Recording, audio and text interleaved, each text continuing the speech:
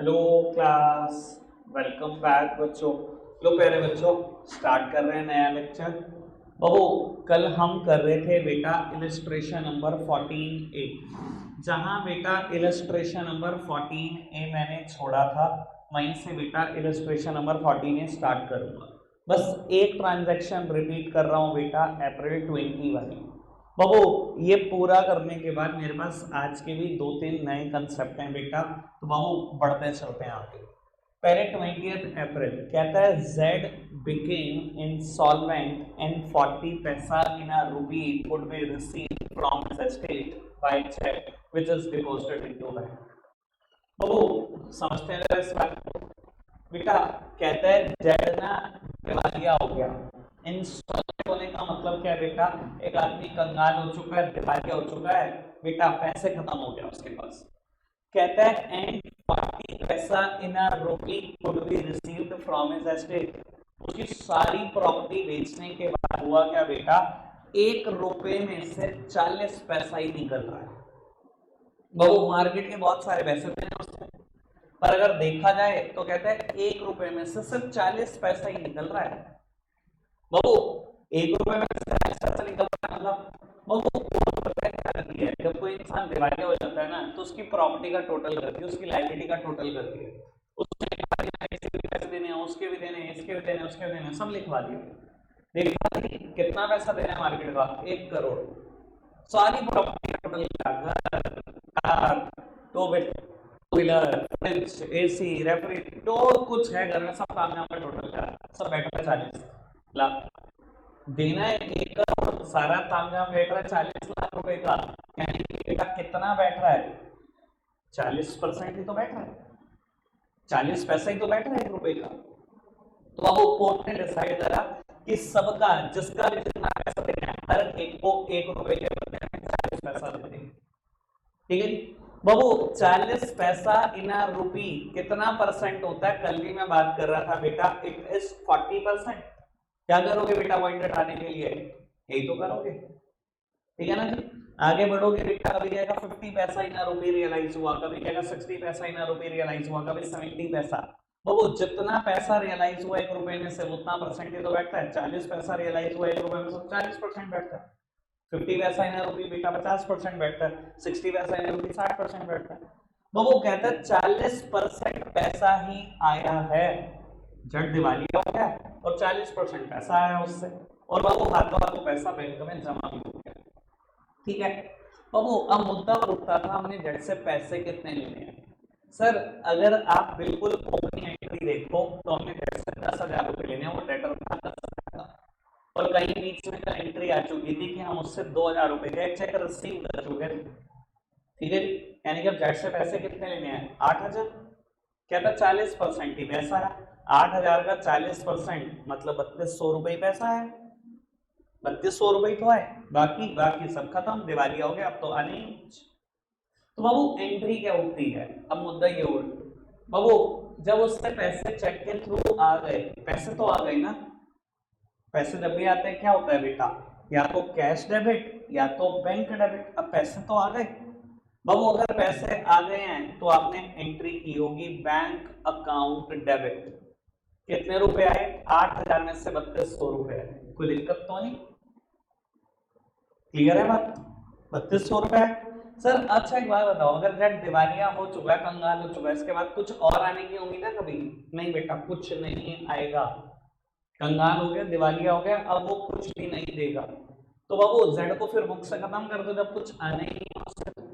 Z अभी तक मेरी बुक्स में डेबिट हुआ होगा, डेटर है मेरा, डेबिट हुआ होगा ना। अगर मुझे उससे बुक से खत्म करना ही है तो बेटा क्रेडिट करके खत्म कर दो कि जेड तेरे को मैंने 8,000 रुपए लेने थे, सब बुक से खत्म कर दिया, लेकिन पैसे कितने आए? 3,200 रुपये ही आए। कोई दिक्कत तो नहीं अभी तक? अब सर बाकी अमाउंट कहाँ जाए?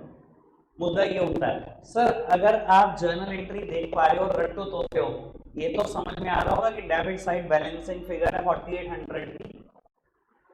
और अगर आप समझदार हो तो भी आप एक बात सोच पा रहे होंगे, सर लेने 8,000 थे, अगर 3,200 रुपए आए हैं तो बेटा मेरा फायदा हो रहा है नुकसान? एक आदमी से 8,000 रुपए लेने, 3,200 रुपए सब खत्म हो गया, इसके बाद फायदा हुआ नुकसान? नुकसान। दुनिया के सारे नुकसान का क्या होता है, सारे नुकसान क्या होते हैं, डेबिट ही तो होते हैं। समझदार हो तो पता लग ही रहा है ना डेबिट, अनपढ़ हो तब भी निकाल तो लोगे ना डेबिट साइड ही बैलेंसिंग फिगर है। अब वो नुकसान हुआ है मेरा 4800 का, डेबिट कर रहे हैं। अब वो इस नुकसान का एक नया नाम है, कल मैंने नाम लिया था और इससे पहले आपने कभी नाम नहीं सुना बेटा। इस नुकसान को कहते हैं बैड डेट अकाउंट डेबिट। क्या बोलते हैं बेटा, बैड डेट, डेप्ट नहीं कोई बोलेगा, debt, b word is silent है, ठीक है जी। बैड डेट अकाउंट डेबिट, बाबू ये किसके लिए वर्ड लग रहा है, थोड़ा सा ये भी समझो बेटा। ये डेटर के लिए वर्ड लगाया है इसने कि मेरे कुछ डेटर बैड हो गए, यानी कि जिनसे मैंने पैसे लेने थे वो बेईमान हो गए, पैसे नहीं दे रहे। कोई दिक्कत तो नहीं, क्लियर है बात। कल बाबू एक और क्वेश्चन भी उठा था जब मैंने एंट्री कर दी थी उसके बाद, बाबू कुछ बच्चे चाह रहे थे कि मैं इसको लिख दूं डिस्काउंट अलाउड अकाउंट डेबिट, तो फिर मैंने उसका एक लॉजिक बताया था, मैं डिस्काउंट अलाउड क्यों नहीं लिख रहा। सर डिस्काउंट हमेशा अपनी मर्जी से दी जाती है। मैंने किससे 8000 लेने, मैंने 10% डिस्काउंट दे दी अपनी मर्जी से, ठीक है 7200 रुपये आ गए, 800 रुपये छोड़ दिए। बाबू डिस्काउंट हमेशा अपनी मर्जी से होती है, अपनी विलिंगनेस से, ठीक है ना। और बैड डेट बाबू ये मेरी विलिंगनेस से नहीं हुई, सामने वाला बेईमान हो गया, वो पैसे नहीं देना चाह रहा। क्लियर है बात। और खुद बताओ बेटा, अगर किसी से 8000 लेने 4800 रुपए की डिस्काउंट होती है, मैंने 5%, 10%, 20% होती है, 60% थोड़ी डिस्काउंट होती है, तो मैं नाम लिख दूं डिस्काउंट अलाउड अकाउंट डेबिट। ये बात समझ में आती है सबको, पक्का से आगे बढ़ जाए। अब आपको ये अगली ट्रांजैक्शन थी जो मैंने रिपीट कर दी, थोड़ा सा स्पीड बढ़ाकर करेंगे बेटा अगली सभी ट्रांजैक्शन को। पहले 3 ट्रांजैक्शन का जिक्र करेंगे, 22, 24 और 25 अप्रैल का, और सब बुक्स में भी अपनी नोटबुक में भी कर रहे हैं, ठीक है ना। पहले समझ लो फिर करेंगे, जैसे कल का सिस्टम था बिल्कुल वैसे ही चलाएंगे बात को। बाबू कहता है 22 अप्रैल वाली ट्रांजैक्शन में purchase goods from Gopal and paid by cheque 8000। मैं तो कह रहा हूँ इससे तुच्छा ही क्या होगा, ठीक है ना, गोपाल से गुड्स खरीदे और चेक से पेमेंट करेंगे। सर अगर नाम दिया है लेकिन बाद में चेक से पेमेंट करी तो नाम की तो कोई अहमियत ही नहीं, ठीक है ना, समझ ही गए होंगे आप। राघव भाई क्या एंट्री करते हैं आप होते तो, वेरी गुड। और वो चेक से पेमेंट करी, पैसा आ रहा है या जा रहा है, जा रहा है। पैसा जब भी जाता है बेटा या तो कैश क्रेडिट या तो बैंक क्रेडिट, क्योंकि चेक से करी तो बैंक अकाउंट, फटाफट से बताओ तो बैंक अकाउंट डेबिट किसको करूं बेटा, परचेजेस हमेशा डेबिट होती हैं। एंट्री क्या की होगी, purchase account debit to bank account. कोई दिक्कत कोई परेशानी तो नहीं, ठीक है जी। मैं लिख भी नहीं रहा इस ट्रांजैक्शन को, लिखो भी क्या, परचेज को याद से पढ़ाता रहूं मैं, ठीक है जी। आगे बढ़ रहे हैं बाबू, कहते हैं sold half of the above goods to Chandrakant at a profit of 30% on cost. बाबू कहता है आपने क्या किया बेटा, जो ऊपर लिखे हुए गुड्स है ना, ये वाले गुड्स जो अभी गोपाल से खरीदे हैं, कहता है इसके आधे गुड्स बेच दिए, sold half of the above goods to Chandrakant. पर बाबू एक बात बताओ, मैंने अगर 8000 का सामान खरीदा है, आधा कितने का खरीदा है, 4 का। कि ईमानदारी से बात बताना, दुकान पे ऐसे करता हूँ 4 का सामान खरीद के 4 का बेच दिया, ऐसा तो नहीं करता। वो भी वही क्या है, कहता है आपने आधा सामान चंद्रकांत को बेच दिया लेकिन 30% प्रॉफिट कमाया जो आपकी कॉस्ट है उसके ऊपर। अच्छा जी, मेरी तरफ देखना मेरे बच्चों। बाबू मैंने 8000 रुपए का सामान गोपाल से खरीदा, कहता है आधा सामान चंद्रकांत को बेच दिया लेकिन कितने प्रॉफिट पे, 30% ऑन कॉस्ट। बाबू आधे सामान की मुझे कॉस्ट क्या पड़ी हुई है, 4000। टोटल सामान कितने का खरीदा था, 8000 का, आधा कितने का हुआ, 4000। बाबू 4000 का सामान कहता 30% मुनाफे पर बेचा। बाबू 30% मुनाफा कितना होगा बेटा, 1200 रुपए, यानी कि बेटा आपने सामान कितने का बेचा, 5200 रुपए का बेचा। और अभी मैं बोल देता हूं परसों का एक कंसेप्ट जो मैंने इलस्ट्रेशन नंबर 14B में बोला था दोबारा। सर जब भी मैं परचेज और सेल करता हूं तभी उसका प्रॉफिट और लॉस अलग से नहीं दिखाता, और जब भी मैं एसेट्स को बेचता और खरीदता हूं हमेशा उसका प्रॉफिट या लॉस अलग से दिखाता हूं। अब भैया मैंने 4000 का सामान 5200 में बेचा, चाहे 4000 का सामान 2800 में बेचा, मुझे कोई फर्क नहीं पड़ता, सीधा सेल दिखाओ ना। 4000 का सामान 5200 में बेचा, चंद्रकांत को बेचा, नाम है क्रेडिट का सेल, समझदार को इशारा काफी, सेल हमेशा credit to sales account, debit किसको करूं, डेटर को, Chandrakant debit to sales account 5200 रुपए दिखा देना, हो गया आपका काम खत्म। अलग से कोई प्रॉफिट या लॉस रिकॉर्ड करने की जरूरत नहीं होती, गुड्स की परचेज सेल है। ठीक है जी, ठीक है गौरी, आगे बढ़ जाए, कोई दिक्कत कोई परेशानी, अभी तक किसी की कोई 2 ट्रांजेक्शन हुई है अभी तक। ठीक है जी, गोपाल से चेक से गुड्स खरीदा है 8000 रुपए का, आधा गुड्स चंद्रकांत को भेज दिया, 30% मुनाफा कमाता है। लो जी, कहता है proprietor withdrew for private use 2000 from office and 3000 from bank. बहुत बढ़िया, प्रोप्राइटर ने विड्रू करे फॉर प्राइवेट यूज, समझदार को इशारा काफी, क्या ये ड्राइंग्स करी है। कहता है ऑफिस से भी 2000 रुपए निकाल के लेंगे हो और बैंक से भी 3000 रुपए निकाल के लेंगे हो। अच्छा क्या बताओ, क्या आपको दिखाई दे रहा है डेट सेम है, क्या दिखाई दे रहा है नेचर सेम है, दुकान से सेम है और बैंक से निकाल है, दोनों का नेचर तो सेम है, दोनों केस में करते हो ड्राइंग से रहे हो, कंबाइंड एंट्री पास कर दो, कंबाइंड एंट्री हो जानी चाहिए। चलो पूछ लेते हैं बेटा किसी से, क्या करेगा कोई कंबाइंड एंट्री, पीयूष क्या करेगा कंबाइंड एंट्री,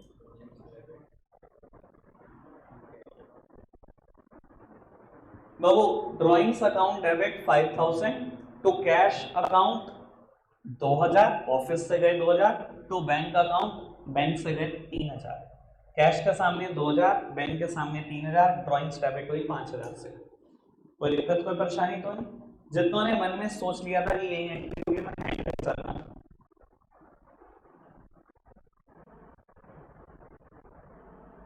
अभी नहीं सोचा,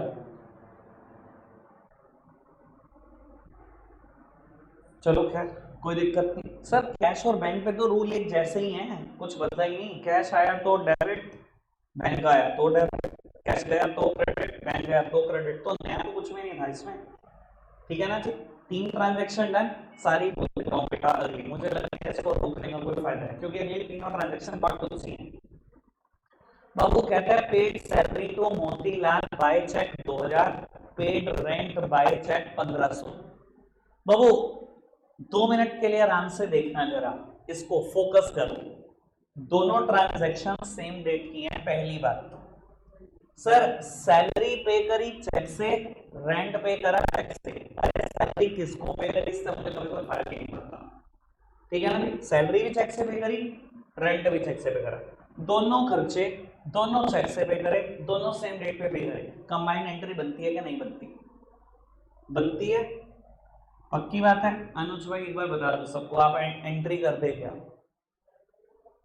सैलरी अकाउंट डेबिट सुनो, rent account debit to bank account, सीधी सी बात, चेक से पैसे गए हैं, पैसे जा रहे हैं, जब भी जाते हैं कैश क्रेडिट या बैंक क्रेडिट, क्योंकि चेक जा रहा है तो बैंक क्रेडिट, दोनों खर्चे हैं, खर्चे हमेशा डेबिट होते हैं। Salary account debit 2000, rent account debit 1500, तो बैंक अकाउंट 3500।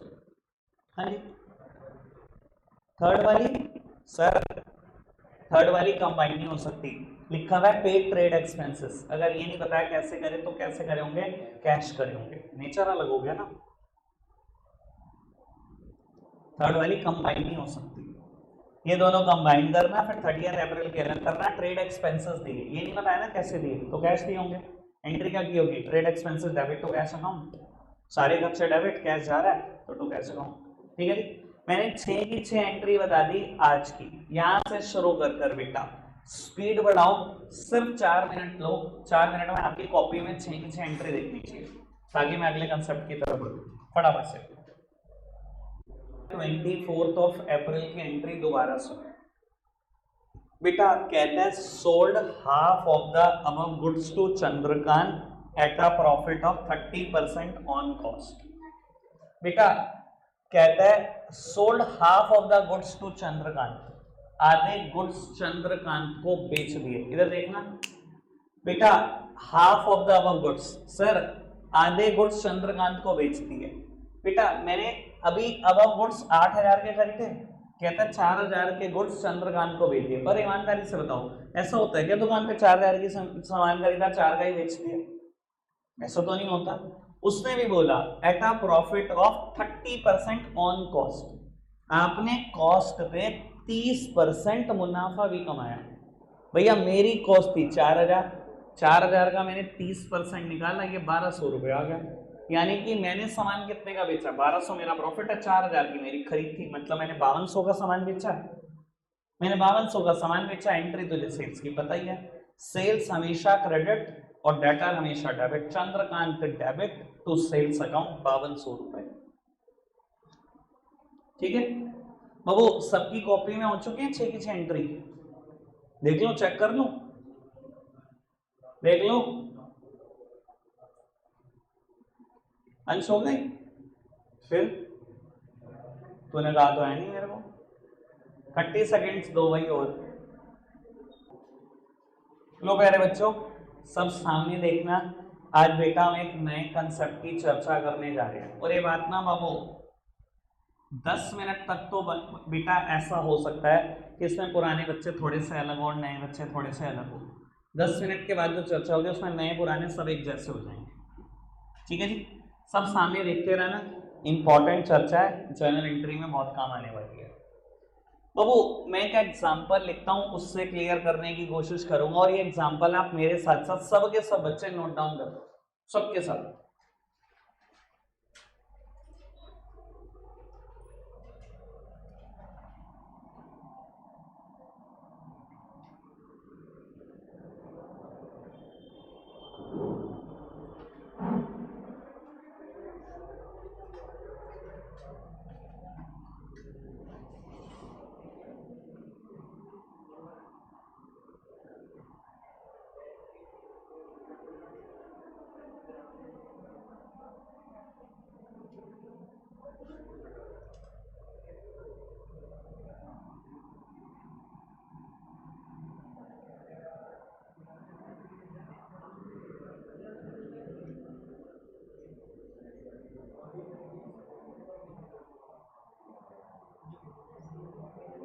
लो बेटा स्पीड बढ़ाकर इसको नोट डाउन करो, जल्दी से, बात लेना बेटा।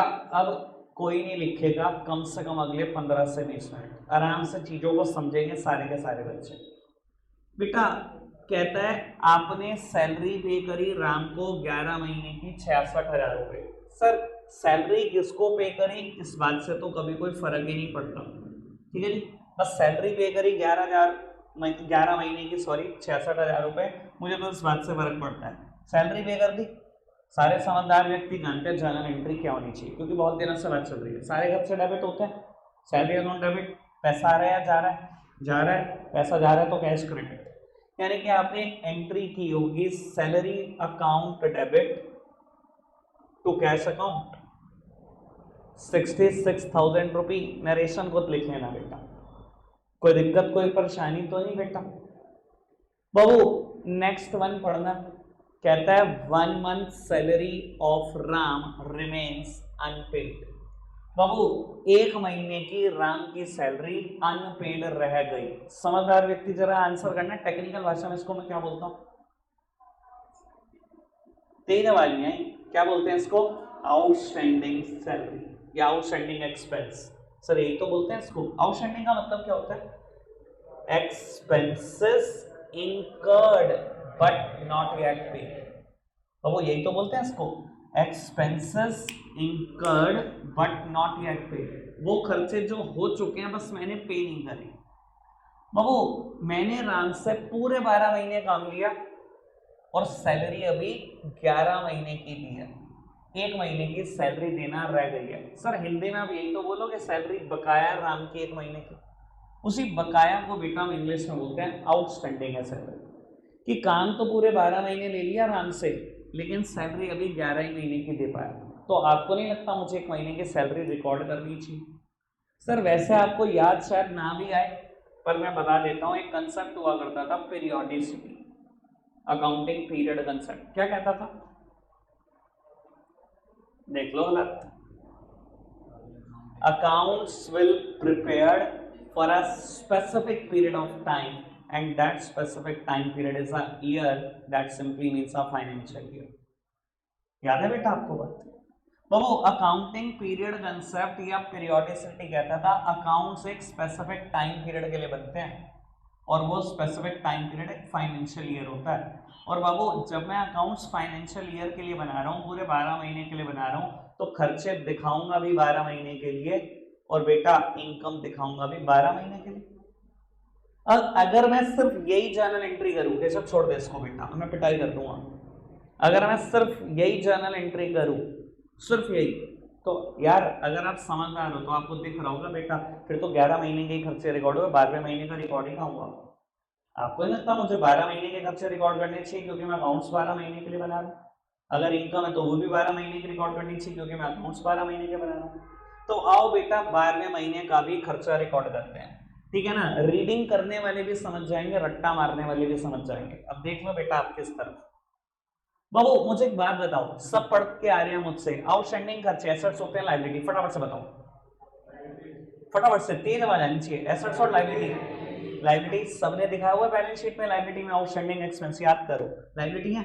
अभी मैंने कुछ दिन पहले एक नया शॉर्टकट ऐड करा जर्नल एंट्री में और मैंने कहा था बहुत काम का शॉर्टकट है, मैं 12th क्लास तक इसका जिक्र करता रहता हूँ। सर दुनिया के सारी लायबिलिटीज जर्नल एंट्री में क्रेडिट होती हैं और दुनिया की सारी एसेट जर्नल एंट्री में डेबिट होती है, ऐसा ही बताया आपको। बाबू लायबिलिटी में दिखाया ना आपने आउटस्टैंडिंग, तो बाबू कर दो क्रेडिट, सब सामने देखना। हमेशा कभी भी बेटा आउटस्टैंडिंग का जिक्र है, प्रीपेड का जिक्र है, हमेशा सोचना है एसेट्स है लायबिलिटी, बहुत आसान पड़ेगा। सर आपने क्या बताया, आउटस्टैंडिंग क्या है, लायबिलिटी। लायबिलिटी हमेशा जर्नल एंट्री में क्या होती है, क्रेडिट। ये देखो मैं क्रेडिट साइड लिख रहा हूं, मैंने टू साइड लिख दिया, to outstanding salary account. Outstanding expense मत लिखना, एक्सपेंस का नाम ही लिखना। मैंने लिख दिया बेटा टू आउटस्टैंडिंग सैलरी अकाउंट, कोई दिक्कत तो नहीं। तो सामने वाली साइड क्या लिखो, अगर मैंने क्रेडिट साइड में सोच में लिया है एसेट्स है या लायबिलिटी, अगर लायबिलिटी थी मैंने कर दिया क्रेडिट, तो डेबिट किसको करूं, हमेशा जो भी एक्सपेंस होगा उसी को कर दो डेबिट। यानी कि बेटा आपने एंट्री की होगी salary account debit to outstanding salary account. अभी मैं रीड करूंगा, जल्दी मत करना। सर एक महीने की सैलरी आउटस्टैंडिंग थी, मैं एक महीने की सैलरी निकालूं कैसे बेटा, ये जो 66,000 सैलरी थी इट इज फॉर 11 मंथ, एक महीने की निकल जाएगी, एक महीने की आएगी 6,000 रुपए। बाबू एक महीने की सैलरी आउटस्टैंडिंग थी, मैंने 6,000 रुपए सैलरी दिखा दी, कोई दिक्कत कोई परेशानी तो नहीं। अगर मुझे रीडिंग करनी है लाओ मैं रीड करना सिखाता हूँ आपको, रटने की भी क्या था जरूरत ही क्या है। सर यहां मैंने सैलरी को डेबिट किया था 66,000 से, जो कि 11 महीने की सैलरी थी। अगर मैं सिर्फ यही जर्नल एंट्री कर रहा था तो मैंने खर्चा सिर्फ 11 महीने का दिखाया था। एज पर अकाउंटिंग पीरियड कंसेप्ट और पीरियोडिसिटी मुझे खर्चा कितने महीने का दिखाना है, 12 महीने का। अकाउंट्स कितने महीने के लिए बन रहे हैं, 12 महीने के लिए, तो खर्चा दिखाना है या इनकम कितने महीने का दिखाऊंगा, 12 महीने का। एक महीने का खर्चा और दिखाना है ना, मतलब एक महीने का खर्चा दिखाने के लिए उसको फिर डेबिट करना है ना। मैंने बेटा सैलरी को डेबिट कर दिया एक महीने से, कर दिया डेबिट। सर यहां तो खर्चा पे हुआ था, तो बाबू यहां तो आना ही कैश अकाउंट था, पर यहाँ एक महीने का तो पे नहीं हुआ, तो टू कैश अकाउंट तो नहीं लिख सकते, तो टू में मैंने क्या लिख दिया, आउटस्टैंडिंग सैलरी अकाउंट। अगर प्रैक्टिकली इन दोनों जर्नल एंट्री को आप रीड कर सकते हो तो आप समझ सकते हो 11 महीने की सैलरी ये पड़ी हुई, एक महीने की सैलरी ये पड़ी हुई, यानी कि खर्चा पूरे के पूरे 12 महीने का ही दिखाया गया है। क्लियर है बात, पक्का से। सिर्फ रटो नहीं बेटा चीजों को, थोड़ा सा रीड भी करने की कोशिश करो, अकाउंट्स रीडिंग का सब्जेक्ट है। जर्नल एंट्री देख के समझ में आना चाहिए हो क्या रहा है बिजनेस में, ठीक है नहीं। जो जर्नल एंट्री रीड कर सकता है ना, लिख के ले लो, वो आज भी मास्टर है, वो 12th में भी मास्टर होगा, वो सीए भी करेगा और मास्टर ही निकलेगा। आओ जी बेटा बात को आगे बढ़ाते हैं। सर कहता है rent paid to landlord for 13 months 1,30,000 रुपए, रेंट दे दिया 13 महीने का लैंडलॉर्ड को 1,30,000, कोई दिक्कत नहीं, पे तो कर दिया, पैसा तो चला गया। बाबू दुनिया के सारे खर्चे डेबिट होते हैं और पे करने से कैश जा रहा है तो कैश होगा क्रेडिट। जर्नल एंट्री सब बच्चों ने सोच ली होगी, होप करता हूं आपने एंट्री की होगी, rent account debit to cash account. Amount लिखी होगी बेटा 1,30,000 रुपए, मुझे बताओ, इतनी बात कोई दिक्कत कोई परेशानी तो नहीं? समझ में आ रही है? यही करी होगी एंट्री। अब वो मुद्दा बड़ा स्पेशल है, समझदार समझ भी चुके हैं। सर 13 महीने का रेंट पे कर दिया, accounts will prepared for a specific period of time and that specific time period is a financial year, मतलब 12 महीने। तो खर्चे दिखाने हैं, इनकम कितने महीने के दिखाने हैं? 12 महीने के। आपने एक महीने का फालतू नहीं दिखा दिया? एक महीने का खर्चा रिवर्स ना कर दूं? जब एक 13 महीने को दिखा दिया, एक महीने का रिवर्स ना कर दूं? और रिवर्स ही करेंगे बेटा, बस सोचना। अच्छा, आप इसको टेक्निकल भाषा में क्या बोलते हो? अगर 13 महीने का रेंट पे कर दिया, फालतू पे कर दिया, तो क्या बोलते हो? Prepaid expenses. Prepaid that simply means paid in advance. एक महीने का एडवांस पे कर दिया, यही तो होता है मतलब प्रीपेड का। बाबू अगर मैंने एडवांस पे कर दिया है, मुझे बताओ मेरी एसेट्स या लायबिलिटी? एसेट्स या लायबिलिटी? भैया मैंने बाहर बैठे हुए लैंडलॉर्ड इनको रेंट एडवांस पे कर दिया, मेरी तो एसेट्स है। क्यों? मुझे इसका बेनिफिट नियर फ्यूचर मिलेगा, अगले महीने मुझे एक कमरा आराम से रेंट पे बढ़ाने देंगे और देना भी 1 रुपया नहीं। नियर फ्यूचर बेनिफिट मिलेगा ना इस चीज का, एसेट्स ही तो है। अगर किसी चीज का बेनिफिट आपको नियर फ्यूचर मिल रहा है तो एसेट्स है। बाबू दुनिया की सारी एसेट्स का क्या करते हो? मैंने भी बताया बेटा शॉर्टकट में, एसेट्स हमेशा डेबिट होती है। आओ प्यारे बच्चों, आपने खुद बोला प्रीपेड एक एसेट है, तो बाबू मैंने डेबिट कर दिया, प्रीपेड रेंट अकाउंट डेबिट। कोई दिक्कत कोई परेशानी तो नहीं? सर अगर प्रीपेड एक एसेट है, डेबिट होगी, सामने वाली साइड क्या लिखो? सर खर्चे का नाम। ऐसी बात मैंने अभी आउटस्टैंडिंग सैलरी में भी लिखी थी। आउटस्टैंडिंग के आगे जो भी खर्चा लिखा हो सामने वाली साइड वो लिख देना है, प्रीपेड के सामने जो भी खर्चा लिखा हो सामने वाली साइड वो लिख देना है। और बाबू सिर्फ रटना नहीं है, मैंने रीडिंग भी सिखा देनी है आपको, ठीक है? प्रीपेड एक एसेट है, डेबिट कर दी, सामने क्या लिखो? खर्चे का नाम लिख दिया। अब मैं रीडिंग भी सिखा देता हूँ। सर 1,30,000 रुपए 13 महीने का रेंट है, एक महीने का कितना? 10,000। लो जी प्यारे बच्चों, मैंने एंट्री कर दी 10,000 रुपए से। अब रीडिंग, काम की बात, बहुत काम की बात, रीडिंग इज इंपॉर्टेंट।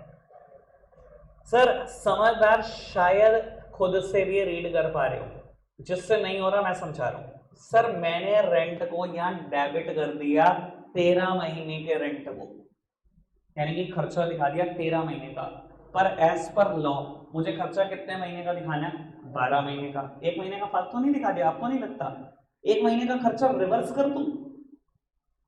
अगर किसी भी चीज को जर्नल एंट्री में रिवर्स करना है, सब जानते हो, मैं बहुत दिन से बोल रहा हूं, क्या करते हैं उसको साइड बदल देते हैं। मैंने रेंट को डेबिट किया हुआ है 13 महीने का, एक महीने का मुझे रिवर्स करना है, आप सब मान रहे हो ना?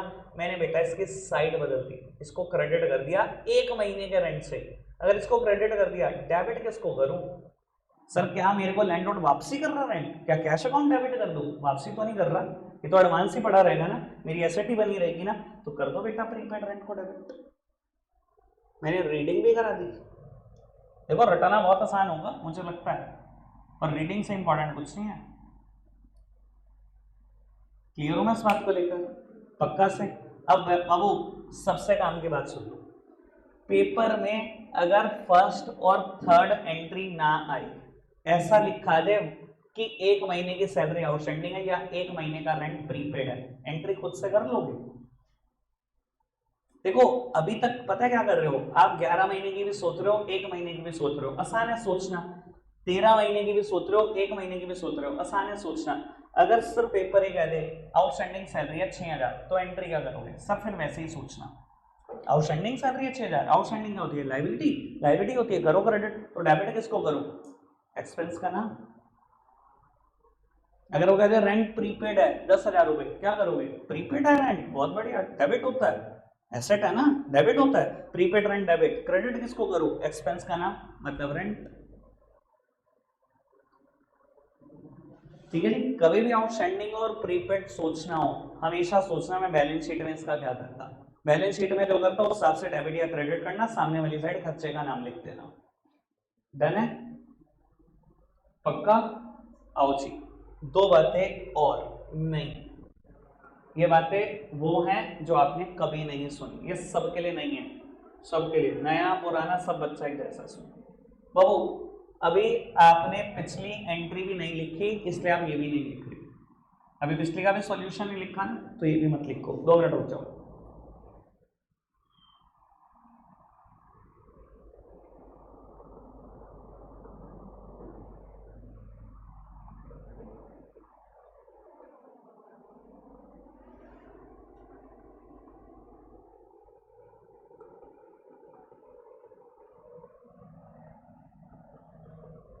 लो प्यारे बच्चों इधर देखना बाबू, मैंने ना अभी तक आपको एक्सपेंस के लिए यूज होने वाले 2 वर्ड सिखाए हैं। One is outstanding and other one is prepaid. खर्चों के लिए इस्तेमाल होने वाले 2 वर्ड सिखाए हैं। आउटस्टैंडिंग वर्ड कब इस्तेमाल होता है? Expenses incurred but not yet paid, खर्चा हो चुका हो पे ना हो, ठीक है बाबू। प्रीपेड वर्ड कब इस्तेमाल होता है? जब खर्चा एडवांस में पे हो चुका हो, ठीक है। आज बाबू मैं इनकम के लिए 2 वर्ड सिखाने जा रहा हूं, आराम से सीख लेना अच्छे लर्नर्स की तरह। बाबू इनकम के लिए भी 2 वर्ड लगते हैं। One is accrued income and other one is unaccrued income. अच्छा जी, ये क्या फर्क होता है एक्रूड इनकम और अनएक्रूड इनकम? समझते हैं बाबू। अगर मैं कभी बोलूं income earned but not yet received, एक इनकम आप कमा चुके हो बस मिली नहीं है, उसके लिए वर्ड लगता है एक्रूड इनकम। जैसे खर्चे के लिए होता था ना expenses incurred but not yet paid, खर्चा हो चुका बस पे नहीं हुआ, वैसे income earned but not yet received, income कमा चुके हो मिली नहीं है, ऐसी इनकम को बोलते हैं एक्रूड इनकम। सर एग्जाम्पल क्या हो सकता है? बहुत सारे हो सकते हैं, समझना जरा आराम से इस बात को, मेरी तरफ देखना बाबू।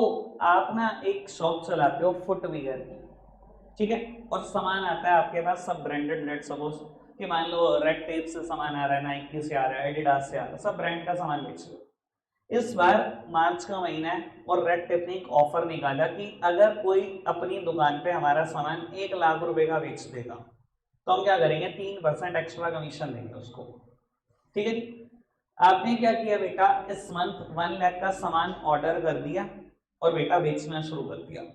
सपोज कि बेटा उनका प्रोसीजर ऐसा है कि वो दुकान पे आके वेरीफाई करेंगे सामान बिका के। आपने जी फोन कर दिया उनको 29 मार्च को, जी सामान बिल्कुल बिक चुका है, पाई बेच दिया हमने, लाख रुपए का सारा सामान बेच दिया। उन्हें तो कोई दिक्कत नहीं, कल या परसों हमारा कोई सर्वेयर आएगा, सर्वे कर जाएगा।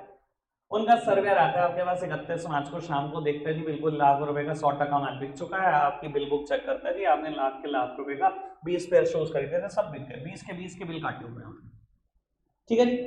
सर 3,000 रुपये मिलने चाहिए आपको, उसने सर्वे कर दिया, उसने कहा कि ठीक है मैं अपनी रिपोर्ट भेज रहा हूँ, आपके अकाउंट में 3,000 रुपये आ जाएंगे। बाबू आज 31 मार्च है, रात के 12 बज गए, पैसे अभी तक भी नहीं आए, लग जाएगी रिपोर्ट 1 आध दिन में। सर आज अकाउंट क्लोज कर दो, 31 मार्च अकाउंट्स तो बंद होने हैं ना आज इसका नाम क्या होना चाहिए? आ गई ये इनकम? आई तो नहीं। अच्छा कमा चुके हो कि नहीं कमा चुके हो? कमा चुके हो, इसे क्या बोलूं? देखो सिंपल भाषा में बोलते हैं हम income earned but not yet received, income कमा चुका हूं बस मिली नहीं है। और टेक्निकल भाषा में हम क्या बोलते हैं? Accrued income.